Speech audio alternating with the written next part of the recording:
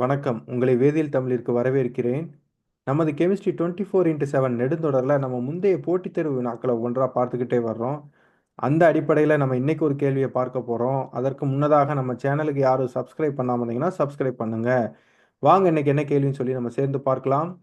இந்த கேள்வி கேட் 2011ஆம் ஆண்டு கேட்கப்பட்ட கேள்வி. இந்த கேள்வியின்படி இந்த சப்ஸ்ட்ரேட் ட்ரைபியூட்டைல் டின் ஹைட்ரைடு மற்றும் ஏஐபிஎன் முன்னிலையில் வினைபுரியும் பொழுது உங்களுக்கு எக்ஸுங்கிற ஒரு மேஜர் ப்ராடக்டை வந்து கொடுக்குது. இங்கே 4 விடைகள் கொடுத்துருக்காங்க. வாங்க எது சரியான விடைன்னு சொல்லி நம்ம சேர்ந்து கண்டுபிடிக்கலாம். ஸோ ட்ரைபியூட்டைல் டின் ஹைட்ரைடு ரியேஜெண்ட்டை பற்றியான ப்ரிப்பரேஷன், ப்ராப்பர்ட்டிஸ் மற்றும் அப்ளிகேஷன்ஸை நம்ம 3 பகுதிகளாக நம்ம சேனலில் ஏற்கனவே விவாதிச்சிருக்கோம். யாரும் பார்க்கல அப்படின்னா டிஸ்கிரிப்ஷனில் லிங்க் இருக்குது, போய் பாருங்கள். ஸோ இப்போ இந்த கேள்விக்கு வரலாம்.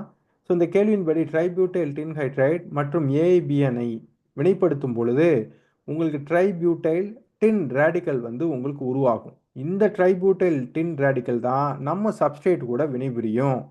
இப்போ இந்த ட்ரைபியூட்டைல் டின் ரேடிக்கல் இங்கே சப்ஸ்ட்ரேட்டில் இருக்கக்கூடிய புரோமின் ஆட்டத்தை வந்து அப்ஸ்ட்ராக்ட் பண்ணுது. ஸோ இதன் காரணமாக உங்களுக்கு இங்கே இருக்கக்கூடிய கார்பன் புரோமின் பாண்ட் வந்து ஹோமோலைட்டிக் கிளீவேஜ் ஏற்பட்டு உங்களுக்கு இந்த கார்பன் சென்டர் ரேடிக்கலை வந்து உருவாக்குது. ஸோ இந்த கார்பன் சென்டர் ரேடிக்கல் அதற்கு அடுத்ததாக இங்கே இருக்கக்கூடிய அல்கீன் கூட வினைபுரியும். இந்த இன்டர்மீடியேட்டை பாருங்கள், இங்கே ஒரு அல்கீன் இருக்குது, ஸோ இங்கே ஒரு அல்கீன் இருக்குது. அப்போ உங்களுக்கு ஒரு சந்தேகம் வரலாம், எந்த அல்கீன் கூட வினைபுரியும் அப்படின்னு சொல்லி. ஸோ அதற்காக நம்ம என்ன பண்ணலாம் அப்படின்னா நம்பரிங் போடலாம். ஸோ இந்த பொசிஷன் வந்து நம்பர் 1 வரும். அதே வேளையில் இங்கே இருக்கக்கூடிய அல்கீன் வந்து 11 பொசிஷன் வந்து வரும். ஸோ இப்போ பார்த்தீங்க அப்படின்னா இந்த கார்பன் சென்டர் ரேடிக்கல் வந்து இந்த பொசிஷனை தாக்குச்சு அப்படின்னா உங்களுக்கு ஒரு 5 மெம்பர் ரிங் வரலாம். அதே வேளையில் இந்த இடத்த தாக்குச்சு அப்படின்னா உங்களுக்கு ஒரு 6 மெம்பர் ரிங் வரலாம். இங்கே தாக்குச்சு அப்படின்னா உங்களுக்கு 10 மெம்பர்டு ரிங் வரலாம். அதே வேளையில் இங்கே தாக்குச்சு அப்படின்னா 11 மெம்பர்டு ரிங் வரலாம். பொதுவாகவே இந்த ரேடிக்கல் ரியாக்ஷன்ஸில் என்ன நடக்கும்னா எப்போவுமே ஸ்மால் ரிங் ஃபார்மேஷன் தான் ரொம்ப ஃபேவர்டாக இருக்கும் லார்ஜர் ரிங்கை கம்பேர் பண்ணும் பொழுது. ஸோ அந்த அடிப்படையில் பார்க்குறப்ப ஸ்மால் ரிங் அப்படின்னா 5 மெம்பர் ரிங் ஃபார்மேஷன் தான் ரொம்ப ஃபேவர்டாக இருக்கும். இது ஃபஸ்ட்டு பாயிண்ட். ரெண்டாவது பாயிண்ட் என்னன்னு பார்த்தீங்கன்னா எப்போவுமே எக்ஸோசைக்ளிசேஷன் தான் ரொம்ப ஃபேவர்டாக இருக்கும் கைனெட்டிக்கலி. எதை கம்பேர் பண்ணும் பொழுதுனா எண்டோசைக்ளிசேஷனை கம்பேர் பண்ணும் பொழுது.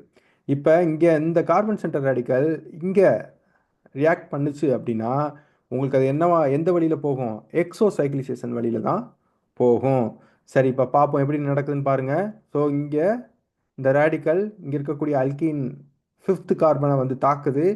ஸோ இது எதன் வழியில் நடக்குது அப்படின்னு பார்த்தீங்கன்னா 5 எக்ஸோட்ரிக் சைக்ளிசேஷன் வழியில் நடக்குது. அப்படி நடக்கும் பொழுது உங்களுக்கு ஒரு கார்பன் சென்டர் ரேடிக்கல் இன்டர்மீடியேட் வந்து உங்களுக்கு கிடைக்குது. இப்போ இந்த கார்பன் சென்டர் ரேடிக்கல் இங்கே பார்த்தீங்க அப்படின்னா இந்த இன்டர்மீடியேட்டில் இன்னொரு அல்கீன் இருக்குது. அப்போ இந்த அல்கீன் கூட வினைபுரியும். ஸோ முன்னாடி பார்த்த மாதிரியே தான் நீங்கள் நம்பரிங் போட்டுக்குங்க. ஸோ நம்பரிங் போட்டிங்க அப்படின்னா இந்த பொசிஷன் 5th வரும், இந்த பொசிஷன் 6th வரும். ஸோ நான் முன்னாடியே சொன்ன மாதிரி தான் ஸ்மால் ரிங் ஃபார்மேஷன் தான் ரொம்ப ஃபேவர்டாக இருக்கும். அப்போ இந்த இந்த நம்பர் 1 பொசிஷனில் இருக்கக்கூடிய ரேடிக்கல் வந்து இங்கே இருக்கக்கூடிய 5th கார்பனை வந்து தாக்கும். ஸோ நம்மளோட வசதிக்காக நம்ம இதை மாற்றி எழுதிக்கலாம். ஸோ இப்போ பார்த்தீங்க அப்படின்னா இந்த கார்பன் சென்டர் ரேடிக்கல் இங்கே இருக்கக்கூடிய 5th பொசிஷனை வந்து தாக்கும்.